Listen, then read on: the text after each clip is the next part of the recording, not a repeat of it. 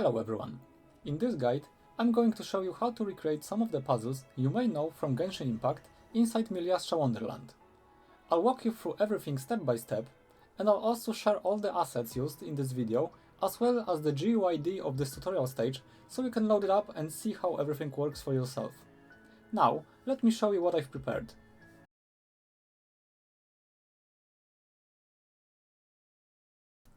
First, we have a Seelie. Once we get close to it, it flies to the next position and repeats this a few times until it reaches its destination.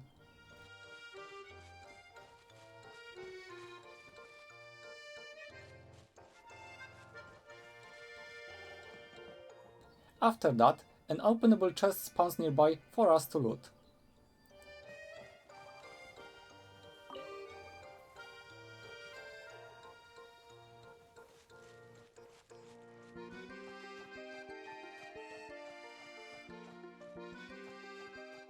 Next, we have a cube device puzzle from Inazuma.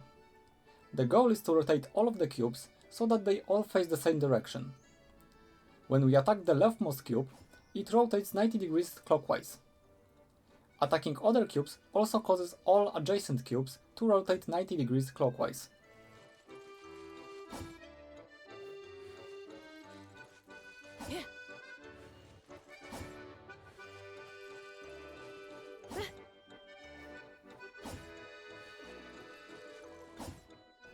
After we solve the puzzle, a chest spawns along with some fireworks. I will now show you how to create this puzzle step by step in Miliastra Wonderland.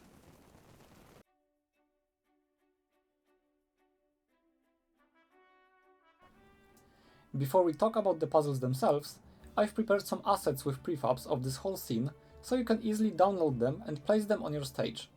Let me show you how to do that. First, head to the link in the video description and click Download Resources.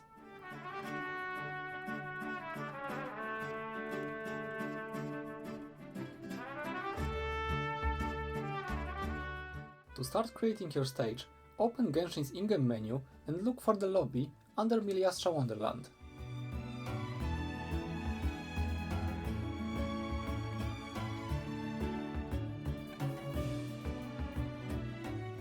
Join the recommended lobby or click Go to Public Lobby at the bottom.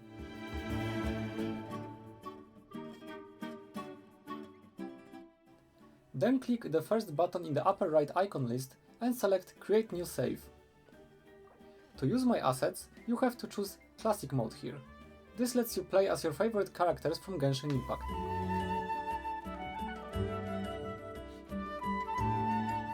Then go to the main menu by clicking the button in the upper left corner and find the Manage Asset Import Export tab. Click it, and in the first tab, called Import and Transfer, click Load External Assets. Next, click Open Directory and move your downloaded file into this folder.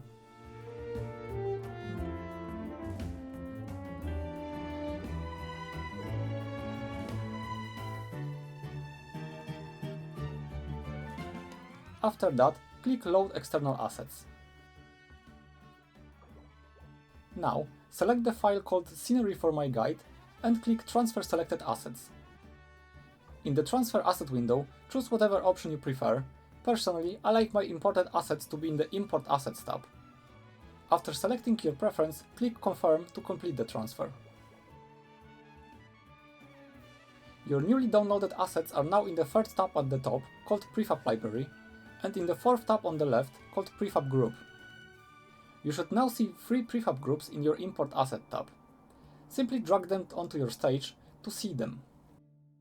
You can move, rotate and edit them however you want.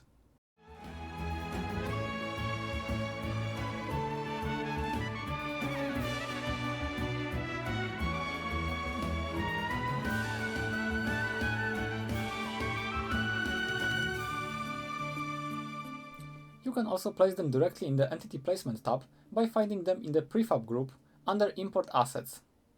That's what you should do now if you want to replicate the stage from this guide.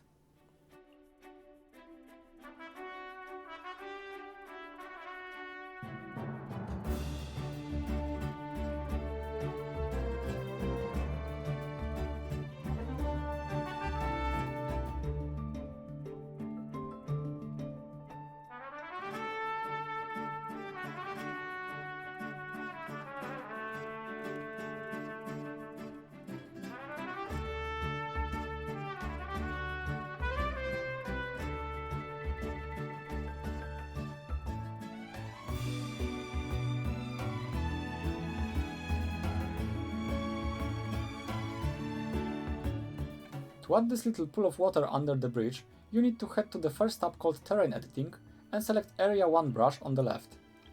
Then click on the little water icon on the bottom and left-click any terrain you want to turn into water.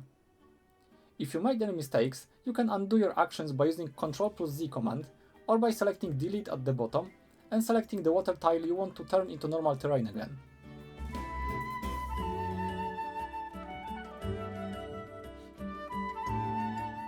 After you're done, exit the Draw Terrain window by clicking on the X in the upper right corner and switch to the Entity Placement tab again. Now it's time to create some puzzles.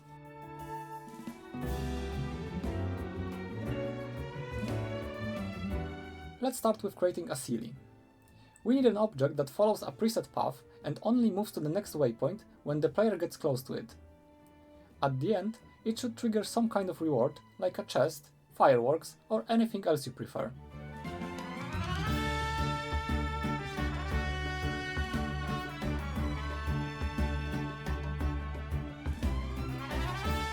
To start, go to the third tab at the top called Prefab Library. This is where we will create all our prefab models that we can use later in the Entity Placement tab. For the Seelie, look for an empty model on the left and tweak its appearance using Visual Effects or VFX. First, disable its native collision by unchecking Initially Effective and leave the other options in the first tab unchanged.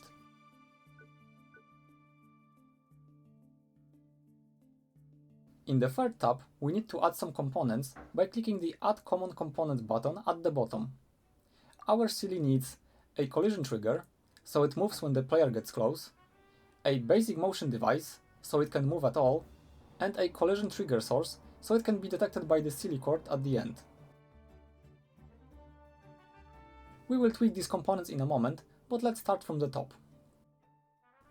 Add a custom variable to the Seelie by clicking Advanced Editing under Custom Variable. Its job is to track which waypoint the Seelie should move to next, and we'll use it later in the node graph. Click plus Add New Variables, set any name you like, in this guide it's Path Waypoint, change its type to integer, and set its value to 1.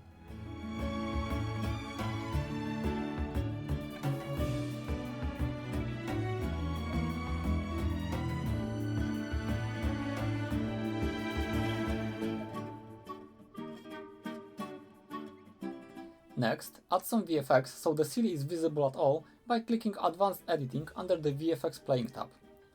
Change VFX asset type to Looping Effects and select one or more VFX. For example, Cyan Surrounding Light Effect and Cyan Vortex. Set an offset of 0.5 on the Y-axis so they appear slightly above the ground.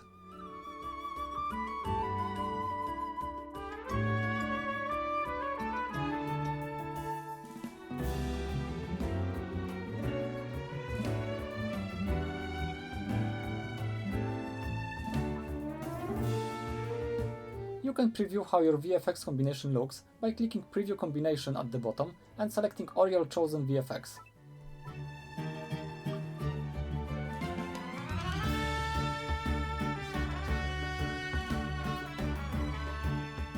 Next, click Advanced Editing under Collision Trigger and click on plus.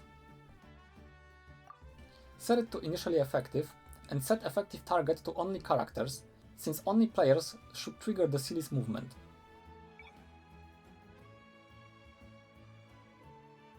Then choose a trigger area shape and radius. This is the area that player must enter to trigger the Seelie. For example, choose a sphere with a radius of 2.5.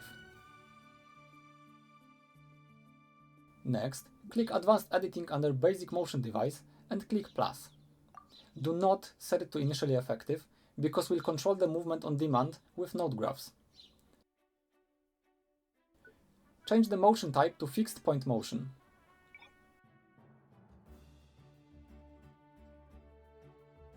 These options will be overridden by node graphs, but for clarity, change movement type to Uniform Linear Motion, arrival method to Fixed Speed, and velocity to 3 meters per second. This motion's name will be used later in node graphs, so remember it. In this guide, it's named Seelie Motion.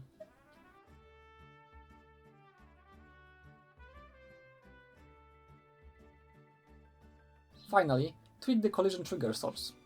Go to Advanced Editing under Collision Trigger Source and set it to initially effective. Again, set a trigger area, but this one can be smaller since only the Seelie court will use it, not the player.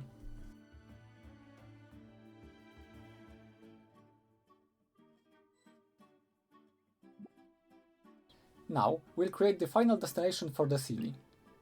Look for something that looks like a Seelie court, for example a wooden mechanism model.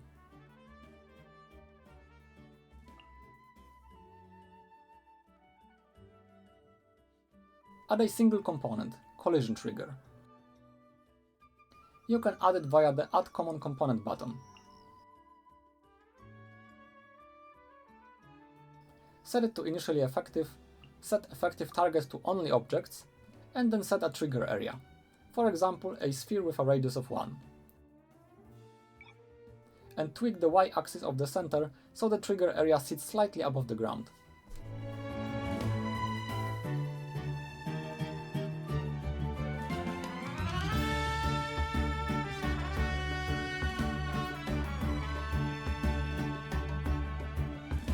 Next, we need a reward.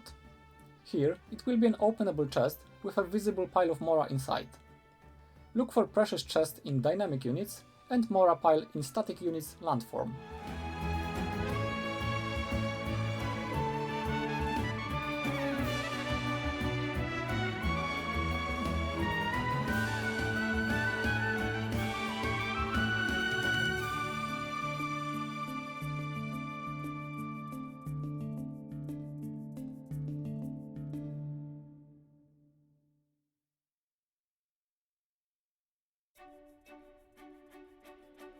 On the first tab for the chest, you'll notice an option called Preset Status.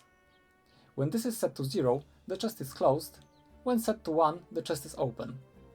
We will use that later in the node graph.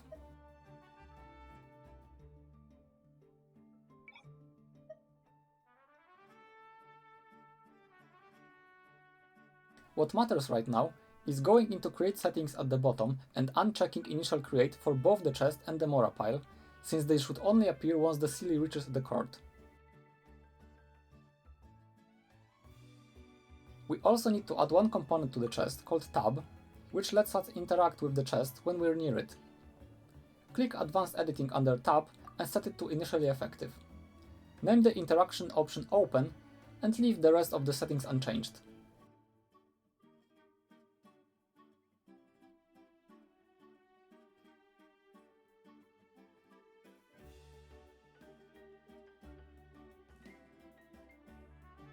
Optionally, tweak the trigger option area so you can interact with the chest from farther away. For example, set the zoom multipliers there to 3.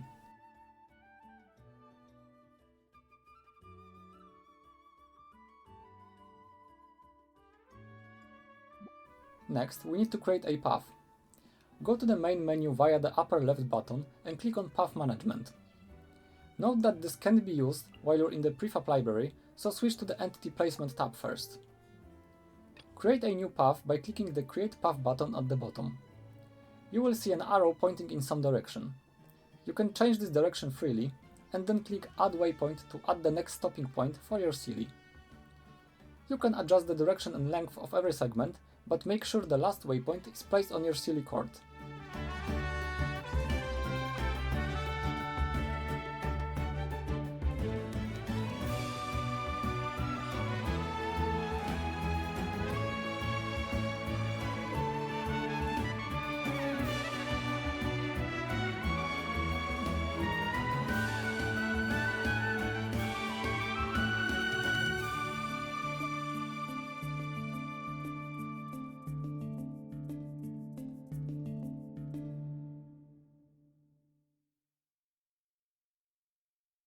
Each path has a unique index that can be referenced in node graphs, so remember where to find it. The last step for a fully functional Seelie is to create a few node graphs. These are set up in the Miliastra sandbox, also called the Beyond editor. This tool is always open in the background when you create stages in Miliastra Wonderland. Before we create node graphs for our Seelie, let's go over some basics now. You can place nodes by right-clicking on an empty space. Node graphs are basically visual scripts. Instead of writing code, you connect little blocks together to tell the game what to do. Each block is called a node, and each node has one specific job. For example, when this object is attacked, add one to a variable, play a special effect, or destroy this object. Every node graph should start with an event node. That's the thing that wakes the whole graph up. It defines when this graph runs. For example, when the player walks into a trigger, presses an interact button, or attacks an object. There are a few main types of nodes you will see in the node library. Event nodes, mentioned earlier,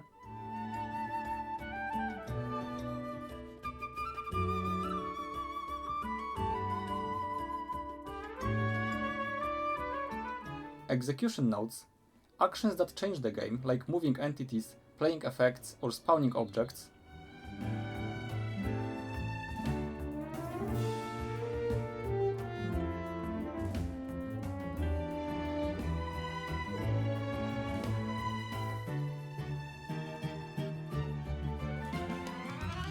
Flow control nodes, things like branches that decide which path to follow.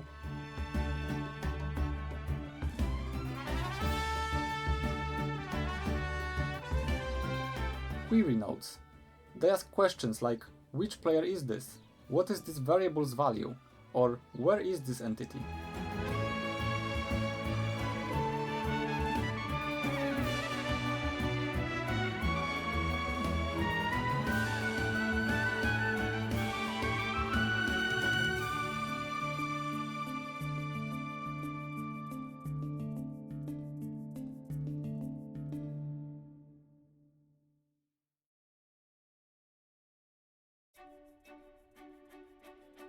Operation nodes, math and logic helpers, like add, subtract, compare, and so on.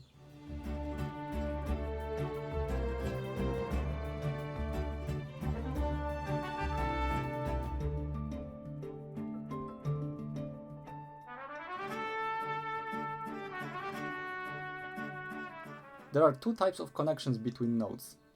The white lines are the execution flow. They show the order things happen in. You can read them like a sentence from left to right. Start at the event on the left, then follow the white line through each action.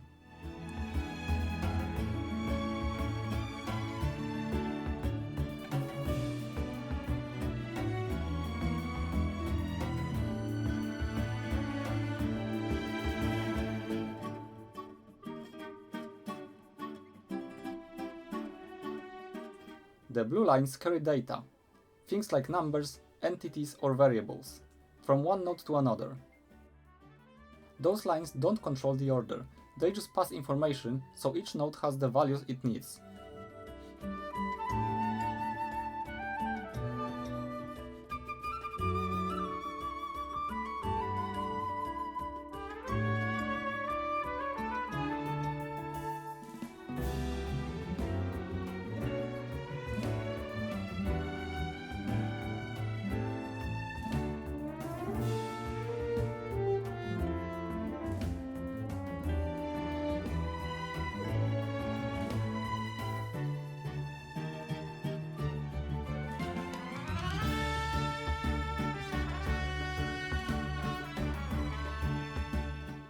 Let's create the first node graph under the Entity Node Graph tab. Every node graph in this guide will be created there. Right-click on an empty space and choose Create Node Graph. You can rename it to Silly Motion.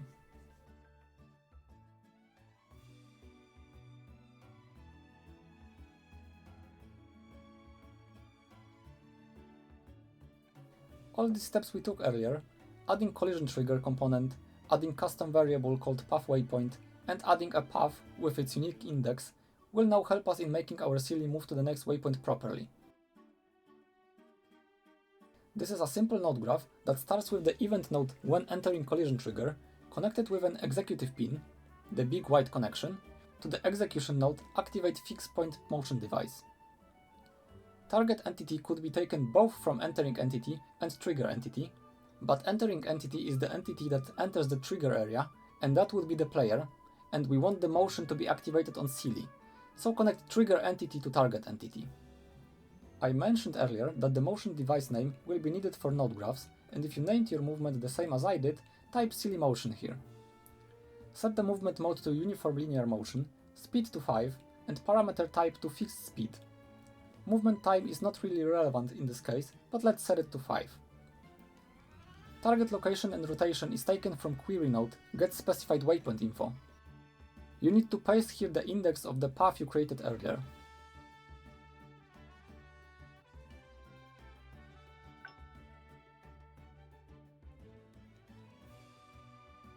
Path waypoint ID will always be taken from query node getCustomVariable, also connected to trigger entity.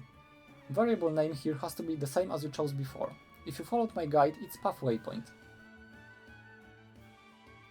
Next, we need to create a simple addition so that every time we enter Seelies collision trigger, the variable gets bigger by 1, and in result, path waypoint ID always sends the location and rotation of the next waypoint. Simply create an addition node and connect it to variable value in getCustomVariable, and on the bottom, type 1. Then connect result of that operation to variable value in execution node setCustomVariable.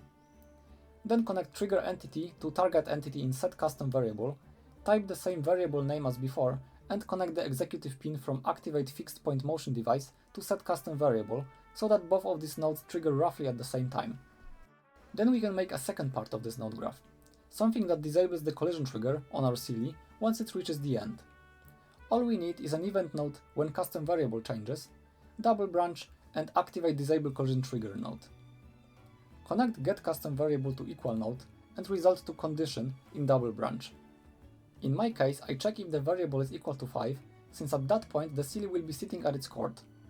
But if you created more waypoints, you will need to adjust accordingly, since the variable value starts at 1 and increases by 1 every time the collision is triggered and Seelie moves to new location. That's pretty much it for this node graph. Remember to mount this node graph on your Seelie by going into the 4th tab and clicking on Add Node Graph.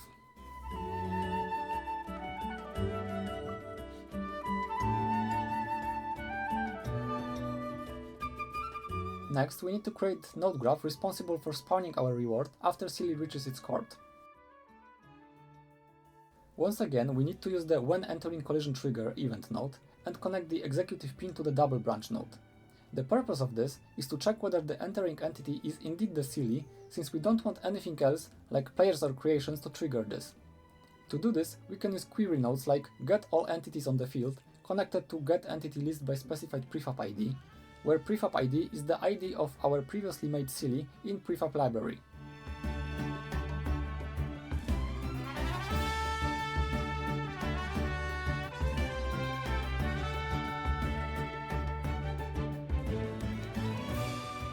Since we only have one Seelie on the field, we can just use the getCorrespondingValue from list node and take the first value from that list. Note that the corresponding value from list node starts counting from 0, so to query the first entity in a list, you need to type 0 under ID. Then we use the equal node to check whether the entering entity matches Seelie's prefab ID, and if that's the case, then double branch will resolve to yes, and from there we can continue creating the node graph. Now we just need two separate create entity nodes to create our chest and pile of Mora, and if you haven't already placed them somewhere in your stage, now is the time to do so, because we will need to copy their GUID. GUID is different from prefab ID, since every newly placed object will have different GUID.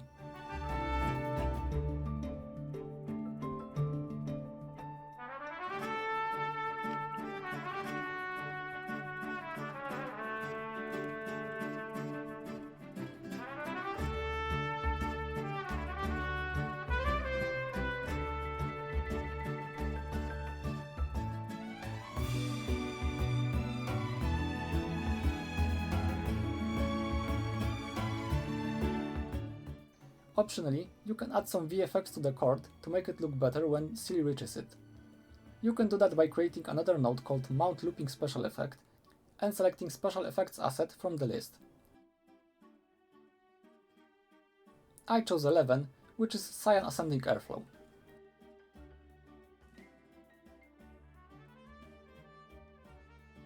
If you're not sure about the attachment point name, most objects should have GI root node point available.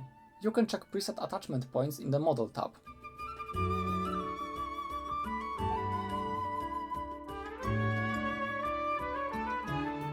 You can also create your custom attachment points by adding that component.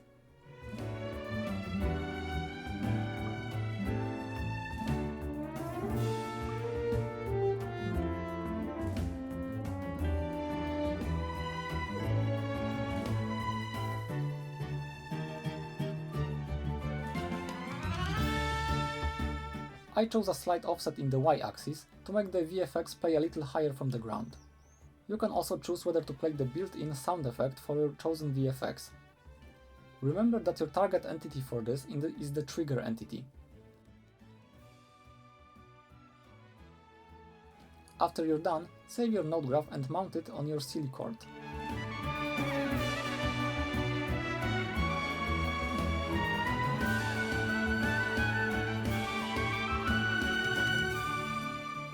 We're pretty much done, we just need one last easy node graph to make our chest openable. Since we only have one option in our tab component, we don't need to check which option the player chose when he interacted with our chest. We can just connect event node when tab is selected straight to set preset status, where preset status index is taken from the model tab of our precious chest, and set the value to 1 this time. As shown before, value 1 in this case means that the chest opens. Then we just need to disable the tab component, since we already opened the chest and no longer need to see the prompt. Simply connect activate disable tab node to set preset status, or just straight to when tab is selected, set the tab ID to 1 and set activate to no. Then save the node graph and mount it on your chest.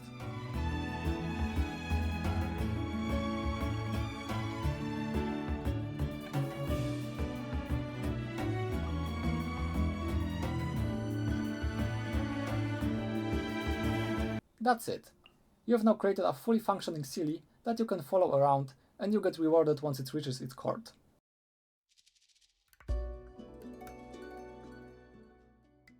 Next, we will create a cube device puzzle from Inazuma. The rules are simple. Each cube has one special purple side.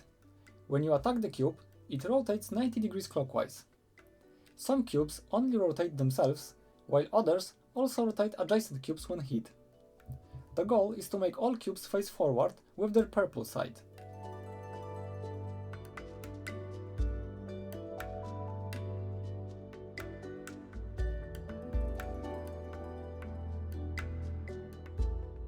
Let's go back to the prefab library and build them step by step. As before, we'll do everything we can in the prefab library before moving on to node graphs. Start by selecting a model for the cube, for example, a stone cube.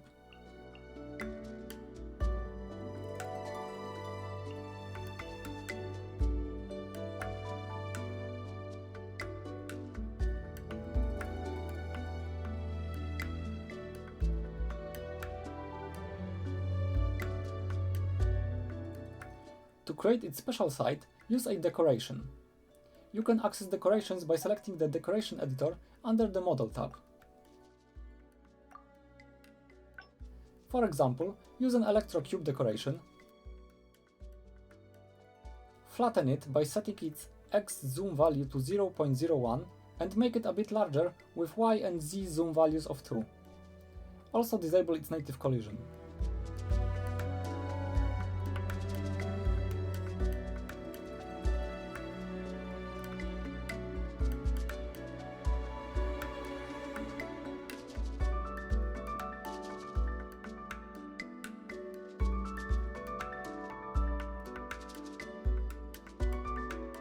Next, add a unit tag to the cube, which we'll use later in node graphs. Click Add Unit Tags, then open Unit Tags Management tool, and then create new unit tag.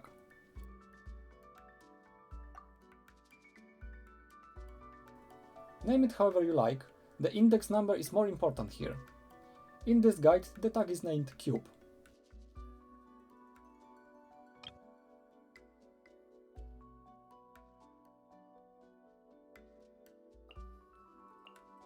For the first time, we need to change something in the second tab. For an object to register being attacked, it needs a hard box. Click Advanced Editing under Hard Box, click plus, set it to initially effective, and try to match the cube's shape with the trigger area shape. For example, choose a cuboid with zoom multipliers of 3.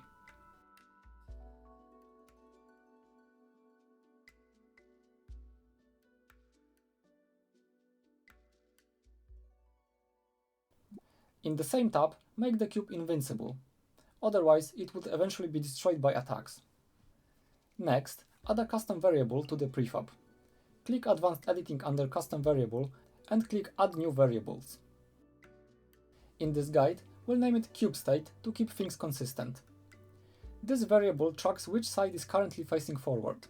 1 means the cube faces the correct direction, 2 means it's rotated 90 degrees clockwise, 3 means it's rotated 180 degrees, and 0 means it's rotated 90 degrees counterclockwise.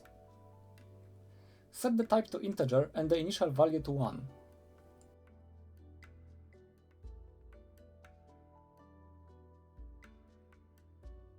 Now, add one more component, Basic Motion Device. Click Advanced Editing, then Plus. Do not set it to initially effective. Change motion type to Uniform Rotational Motion.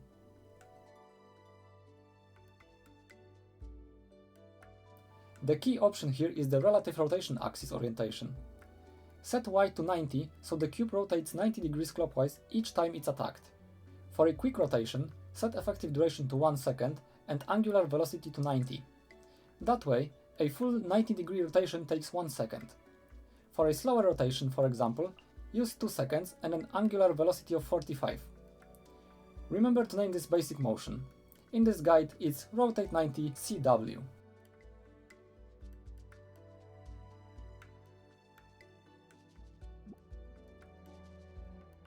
For cubes that start in other orientations, create copies of this cube with different cube state values. For example, copy the cube, rotate it 90 degrees, and set cube state to 2. Then copy again, rotate 180 degrees, and set cube state to 3. This guide uses only these 3 variants, but you could add the 4th if you ever need it. First node graph we have to make is the one telling our cubes to rotate 90 degrees clockwise every time their cube state variable changes.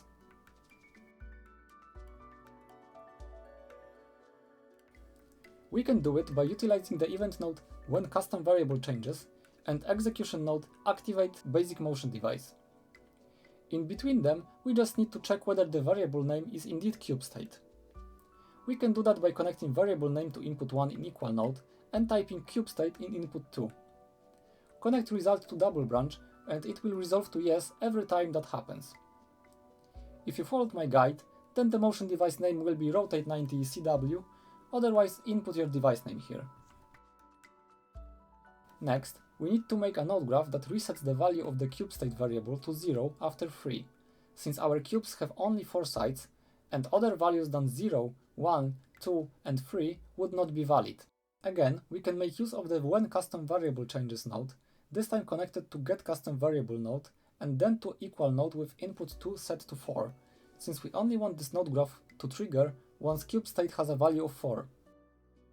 We then need to connect double branch to set custom variable node, enter its name, and connect target entity to event source entity, and what's more important, connect subtraction node to variable value. What this does is basically every time the cube state value gets to 4, it subtracts 4 from its value, resulting in a value of 0. Both this and the previous node graphs have to be mounted on every single cube prefab you've made.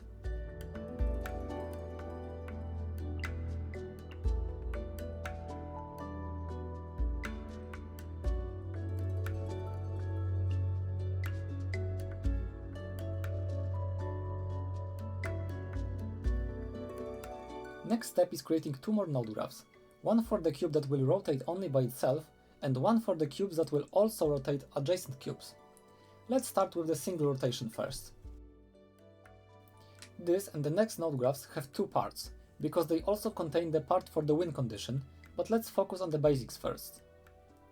Let's start by creating when attacked node and connecting it to double branch, with condition being that the cube is attacked by a player, not objects or creations. To do that, we can use query node, query entity function, and connect it to attacker entity from one side and input 1 in equal on the other side. You can check functions in the main menu, stage settings. As you can see, the player function has an ID of 1, so that's what we need to put in input 2 in equal node. Then, just like we did with subtraction in the previous node graph, we need to do the exact same with addition node this time. Basically, we want to add 1 to the cube state value every time the cube is attacked, and as we saw in the previous node graph, this will cause a 90 degrees rotation on the cube. The second part of this graph is the win condition part. Its purpose is to constantly check whether the win condition, meaning all cubes facing the correct way, has been achieved, and if it has, create a reward. First, create a getEntityList by unit tag node and paste the cube unit tag we added earlier.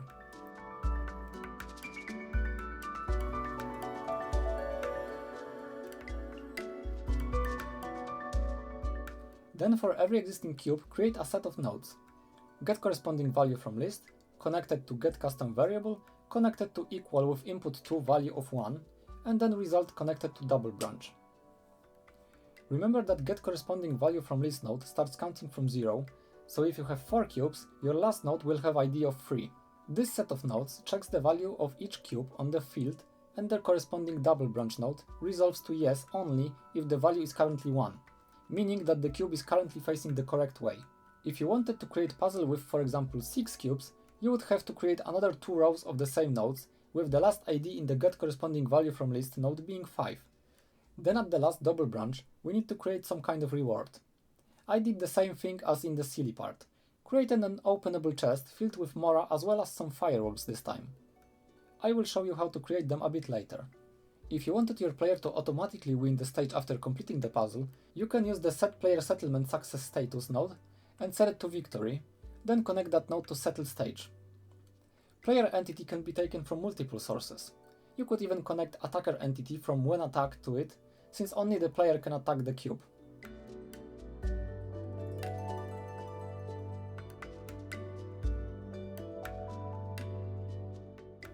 Otherwise, you can use query node get all entities on the field, then shrink that list by connecting to the getEntityList by specified faction, and again typing faction ID as 1. And since we're the only player on the field, we can use the getCorrespondingValue from list, take the first value, and connect that to setPlayerSettlement success status. Mount that node graph on the cube you want to rotate only by themselves when attacked. In my case, it's the first cube, cube A. Then we need to create the node graph that will also cause adjacent cubes to rotate. Some of the process will be the same, for example the whole second part, but it will be a little more difficult. The first 4 nodes will be identical, so feel free to copy the when attacked, double branch, query entity faction, and equal nodes. Then we need to create few nodes that tell our attacked cube to also look in a set radius around it and influence other cubes around it. Start by creating a getEntityLocation and rotation node. Rotation is not relevant here, but attacked cube's location needs to be connected to center point in getEntityList by specified range, and the list we'll be looking for cubes from is taken from getEntityList by unit tag node, since every cube has the same unit tag. The radius is a very important setting here because it influences how close the cubes have to be to each other in order for the puzzle to work. I set the radius to 5 and placed my cubes around every 3 meters so that the cube in the middle can only influence 2 adjacent cubes and not the cubes farther away than that. With that in mind, there are only 2 possible outcomes here. Cubes in the middle will influence themselves and 2 adjacent cubes, so 3 in total, and leftmost or rightmost cubes will influence themselves and 1 adjacent cube, so 2 in total.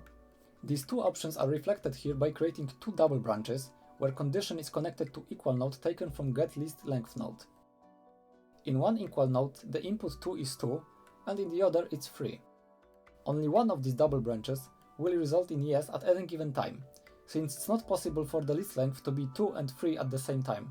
This step is probably not mandatory this time, but it's a good practice to check the list length, since query nodes like getCorrespondingValue from list may cause your node graphs to throw errors when they can't get a correct ID from the list. They would output the value as 0, and that may cause your objects or creations to behave not like you wanted them to. If you haven't already, create 3 previously mentioned nodes, getCorrespondingValue from list, and set their ID to 0, 1, and 2 respectively. This part is also important. If you want your cube to influence more than 2 other cubes, you will also need more of these nodes here. Now let's look at the part where cubes can only influence 1 other cube. That means they are placed at the far left or far right. Fortunately for each option, we just need to copy and paste the same 3 nodes enough times. GetCustomVariable, setCustomVariable, and addition with a value of 1. Just like we did with the single rotating cube, we want to add 1 to the value of cube state variable to every cube we want to rotate. In the first case, we need to paste these nodes 2 times, and in the second case 3 times. All of these nodes will be the same, except for one big difference: target entity in both getCustomVariable and setCustomVariable. In the case of 2 cubes, we need to take the target entity from the first and second getCorresponding value from list nodes. In the case of 3 cubes, we need to take the target entity from first, second and third nodes.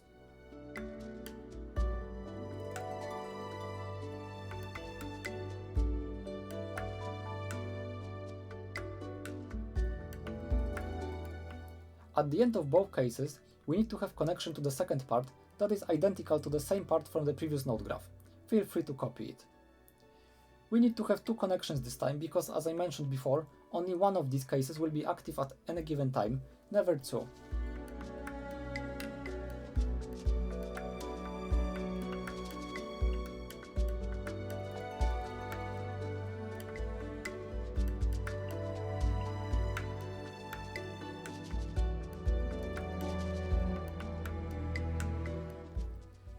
Now, it's time to place our cubes and chest with Mora in the Entity Placement tab.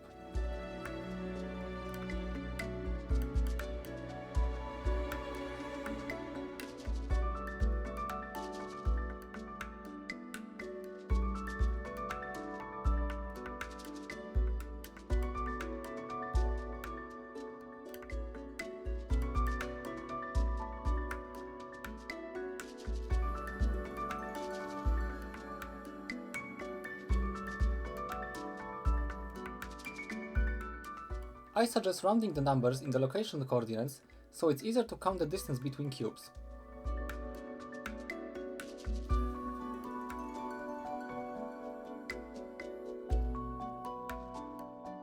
My puzzle consists of 1 cube A, 2 cube Bs, and 1 cube C. As I mentioned before, I place my cubes every 3 meters.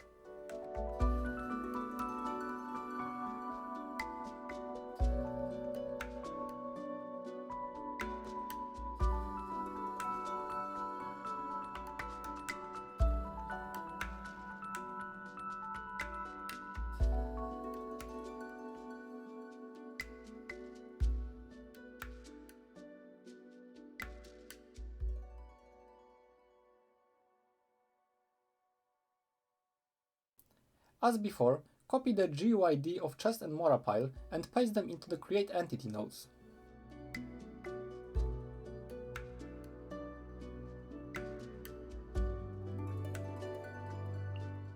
Finally, head back to the prefab library to create simple fireworks launchers. Create an empty model and disable its native collision. Place these where you want fireworks to spawn after finishing the puzzle.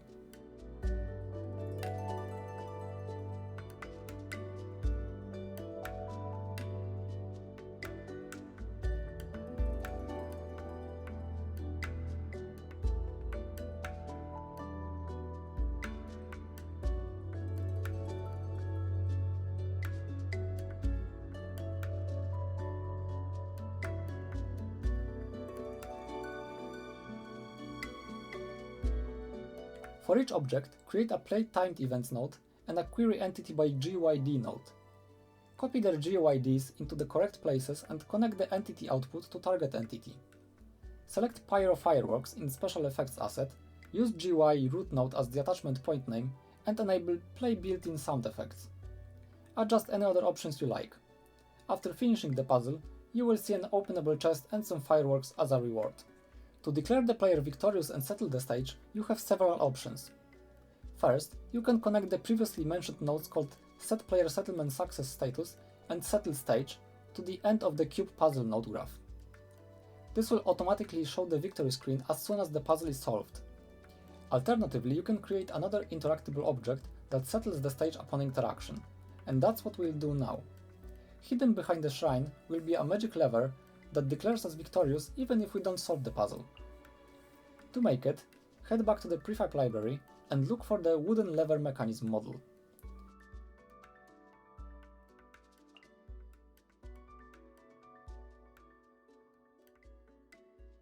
Just like the chest, it has a preset status that we can reuse in NodeGraph.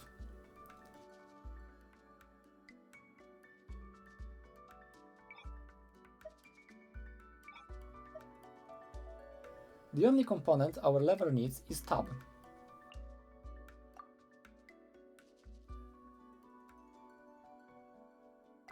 Name the option Settle Stage and adjust its trigger area a bit so it's easier to interact with.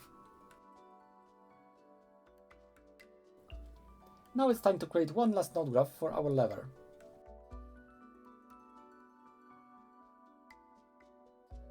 As mentioned before, we ideally need two nodes to settle the stage. One called Settlement Success Status, which declares either victory or defeat, and another one called Settle Stage, which actually completes the stage. We want this to happen after we interact with the lever, so the starting event node will be when tab is selected. We can also add the Set Preset Status node, where the preset status index is taken from the model tab of our lever. In practice, you won't really see the lever move because the stage settlement happens so quickly, but this is a good practice and something useful to remember for future stages. We can safely connect selector entity to the character entity in getPlayerEntity to which the character belongs, since selector entity is the one interacting with the object, and in this case, that will be the player. Then connect affiliated player entity to player entity in set player settlement success status. However, the target entity in set preset status needs to be connected to event source entity because that represents our lever. Once you're done, save your node graph and mount it on the lever, then place the lever behind the shrine so only the most observant players will find it.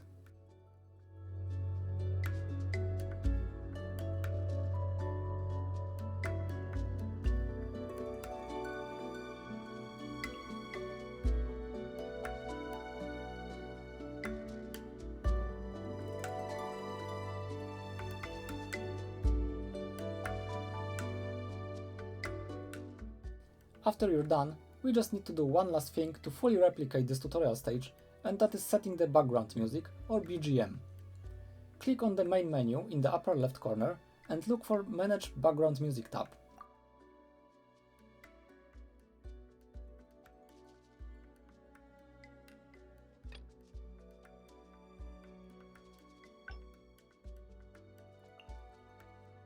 Then click on Select Background Music Asset. You will be able to choose from many soundtracks, some of which you may be familiar with from Genshin Impact. I chose Cheerful March. You can also tweak volume and playback speed here, as well as enable or disable fade in, out, and loop playback. You may also select effective time range of your chosen BGM if you don't want to play the whole track.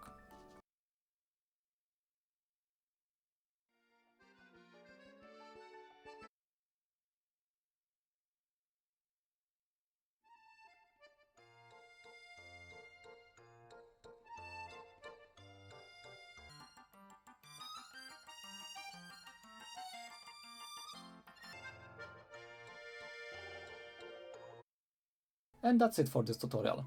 We've gone from importing the scene, through building a Seelie with its path and reward, all the way to cube device puzzle with a win condition and fireworks. Remember, you can tweak any of these setups to fit your own ideas. Different paths, different rewards, or more complex cube layouts. You will find the assets and stage GUID in the description if you want to open this exact setup and play around with it. Thanks for watching, and see you in the next guide.